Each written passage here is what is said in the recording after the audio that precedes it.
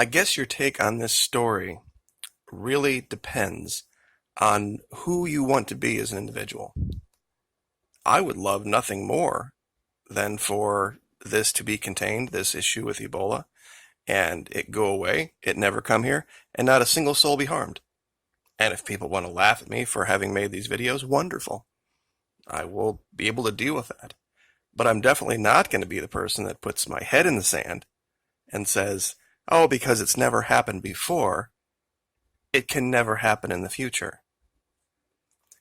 In today's video, I've put together about 10 or 11 chronological articles going all the way back to 2018 where they were talking about this current outbreak.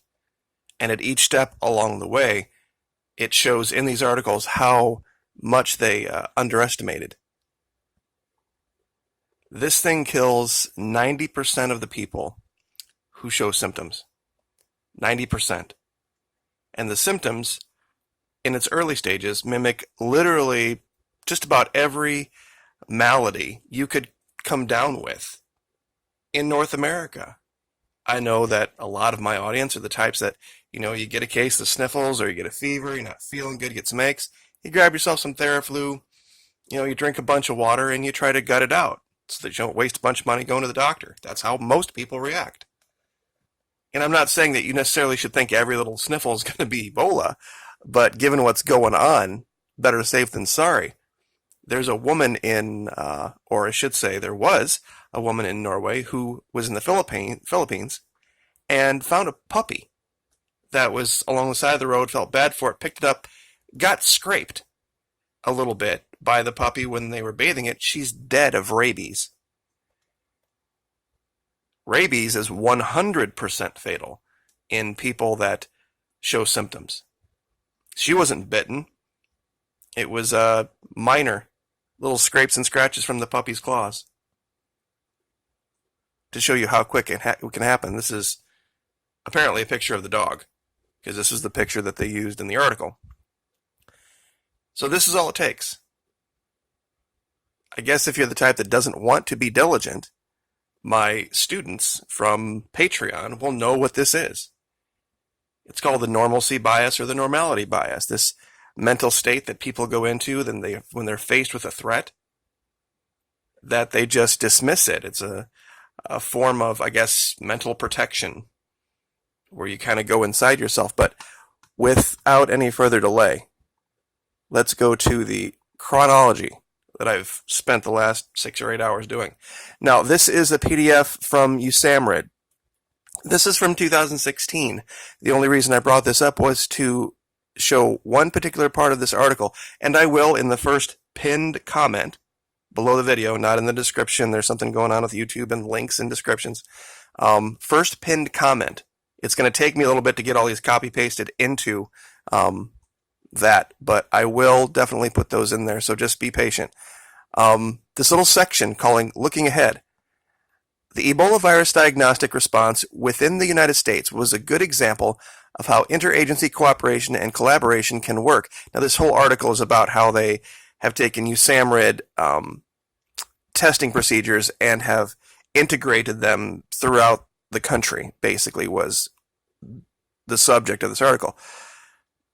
But the point here that I wanted to make was the quote.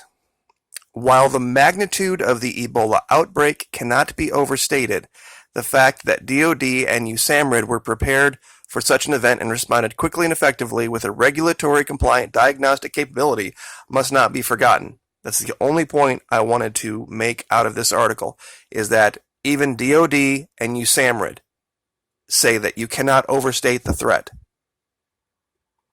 Now, let's go to May 22, 2018. That's over a year ago. Over a year ago, a year and 3 days. Here's where they say they announce 6 new confirmed Ebola cases and 2 suspected.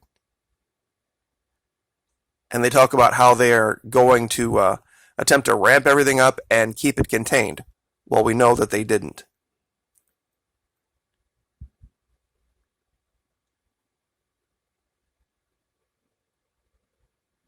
All right, here we go. The International Federation of Red Cross and Red Crescent Societies in Congo warned that the outbreak is far from over. Remember, this is a year and 2 days ago. It said it will expand operations for community-based surveillance and safe burials. The risk of spreading within the country and to neighboring nations remains real. There is no specific treatment for Ebola. Symptoms include blah, blah, blah. We know all this. The virus can be fatal in up to 90% of the cases. Okay, so that was a year ago. Now we have, I'm not sure why that's playing. Ebola is back. This is May 24, 2018, and the U.S. military may not be able to help this time. As of May 24th, 4 cases of Ebola's Zaire strain have been confirmed. Now, this is task and purpose. Making things worse, 2 infected patients escaped quarantine on May 23rd and were later found dead inside the city. The population of Mbandaka is around 1.2 million people, nearly the same size as Dallas, Texas. The new Ebola outbreak will almost certainly get worse before it gets better. Now, this describes everything they did back in 2014 and the amount of effort the military put forth to stop that outbreak. The subsequent mobilization was objectively staggering. What the Army initially planned as a 25-bed field hospital grew into a 3,000-troop deployment. Complete with 6 research labs, the U.S. undertook 350 strategic and 161 intra-theater airlift missions and moved over 6,000 personnel in theater, along with 10,000 tons of cargo. The U.S. military essentially transported an armed high-tech hospital 7,500 kilometers across an ocean in a matter of weeks. That's what happened in 2014. And they're saying that this might be as bad, if not worse. All right, jumping to June 26, 2018. This is a study of amyloid proteins in semen.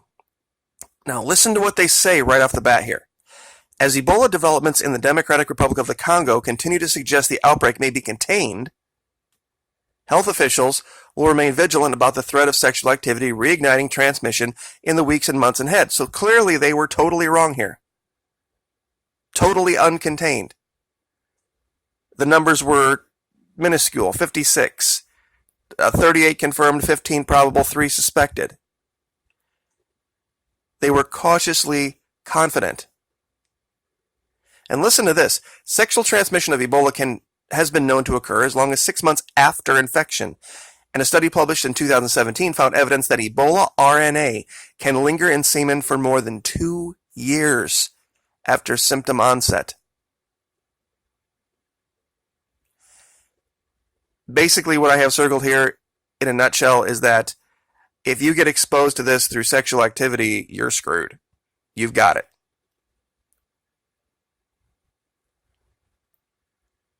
Okay, this talks about how this outbreak is mirroring the 2014 outbreak.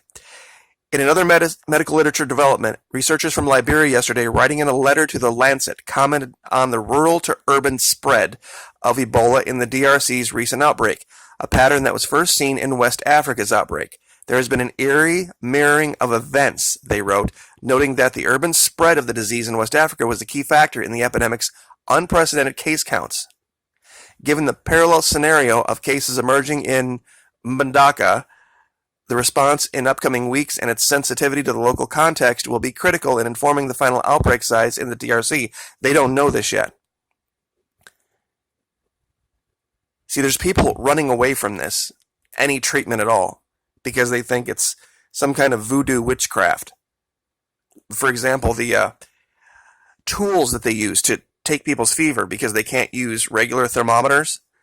They use these things that just scan the forehead for the heat signature that literally everybody here has. The people there think that their minds are being read so that they can tell how they're going to vote in upcoming elections. It's just insane. All right, jumping to August 3, 2018. This is August of last year. Ebola is endemic in the DRC, which now has 10 outbreaks since the virus was first discovered. Although we did not expect to face a 10th epidemic so early, the detection of the virus is an indicator of the proper functioning of the surveillance system. Okay. As we stated before, the current outbreak is centered in Mangina, a village about 30 kilometers from the city of Beni.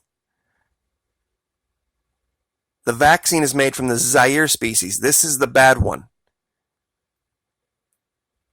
which the ministry tells science is the species circulating in Mangina, and was also responsible for the Equateur outbreak. Salma also stressed that the North Kivu province is a conflict zone and vaccination teams may have to travel with armed escorts. Contacts of cases, the primary people to receive the vaccine, now are known to be in 10 different locations. Like I said, they don't have an epicenter. He said, further complicating attempts to reach them, it's going to be very, very complex operation. On the scale of degree of difficulty, trying to extinguish an outbreak of a deadly high-threat pathogen in a war zone reaches the top of any of our scales. Now remember, this is still last year. Salma said the signal event that alerted health officials to this outbreak was a 65-year-old woman in Mangina who apparently died from Ebola on 25 July. Following her unsafe burial, 7 relatives died. Seriously, this is how nasty this shit is. They're trying to, here, talk about how they might have fixed things in Mangina, how there's hope at the end of the tunnel. But how many first responders to this have died is frightening. This is an article with a nurse about they're interviewing a nurse who, how many of her co-workers died when this first started to appear in their medical centers. That it wasn't even treatable by the time they realized they were sick.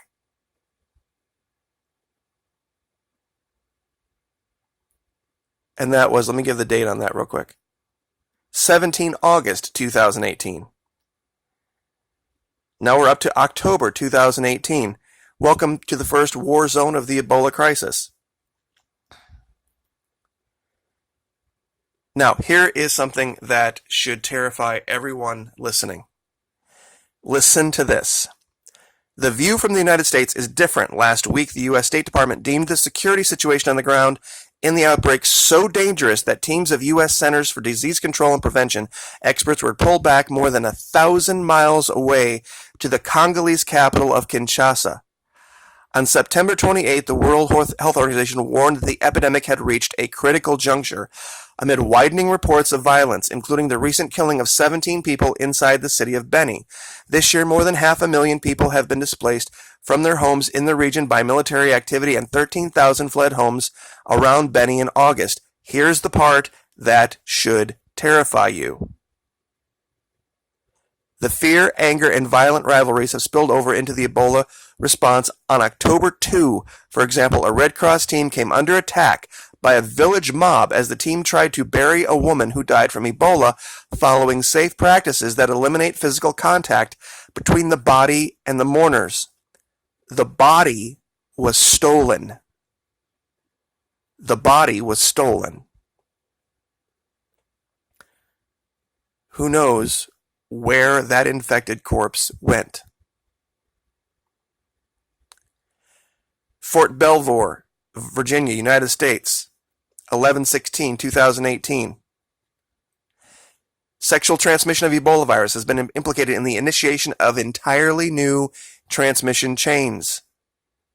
This is where they're talking about deploying troops, with warfighters increasingly deployed to areas endemic to filoviruses. Preventing local outbreaks will help keep them safe while limiting the risk of another epidemic. This was November of last year. Now remember, this is 6 months ago. This is 30 January of this year. Look how the numbers have gone up just since we began talking about these articles. 740 people, 30% of whom are children. 460 died, 258 that survived. This was 6 months ago. It's in the thousands now. They're not stopping this.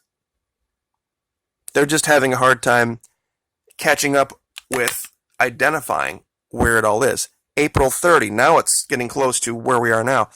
27 new Ebola cases recorded in one day in the Congo. 27 a day. And that's what they're able to record.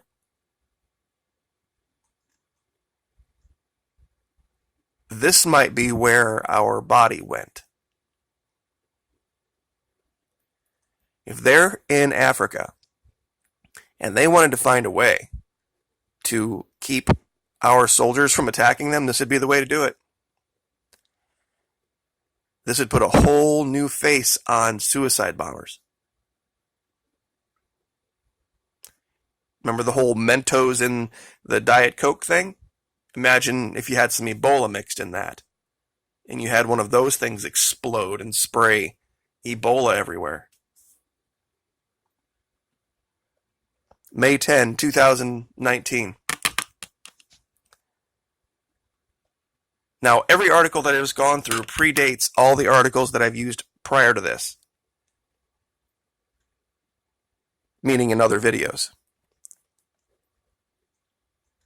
Without a commitment from all groups to cease these attacks, it is unlikely that this Ebola outbreak can remain successfully contained in North Kivu and Ituri provinces. So that's chronological. That goes the last year, basically. How they went from cautiously confident to stating unequivocally that it's very unlikely that they are going to be able to stop this. This is what they are not telling you. Is that it's more than likely here.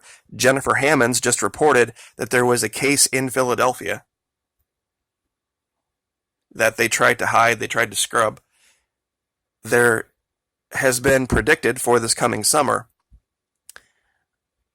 epidemiological events, I'm hard time saying that, but these type of events happening in cities because of the homelessness. It's just going to take one or two cases of this making its way here, and we're going to have a pandemic on our hands, and there's not going to be anything anyone can do about it. It's just going to have to run its course and kill everyone it's going to kill. Because everybody will be playing catch up at that time. So, almost 20 minutes, I will leave it there. But tonight, of course, there is the show on the Hot Zone show. That is not some make-believe Walking Dead thing that's coming on tonight. It's a documentary, 6-part documentary series of something that really happened here in the United States on the East Coast in a place called Reston, Virginia. And so I'm going to definitely watch it. And probably talk about it a little bit in future videos. But I will leave it there. Hope everyone's having a good time celebrating Memorial Day with their loved ones. Please do remember the 17 sailors from the Fitzgerald and the McCain. Because to my mind, they're war heroes. And they died on duty. And even though our government won't admit it, they were victims of some type of an attack. So we will leave that there. Like, share, subscribe, and we will see you next time.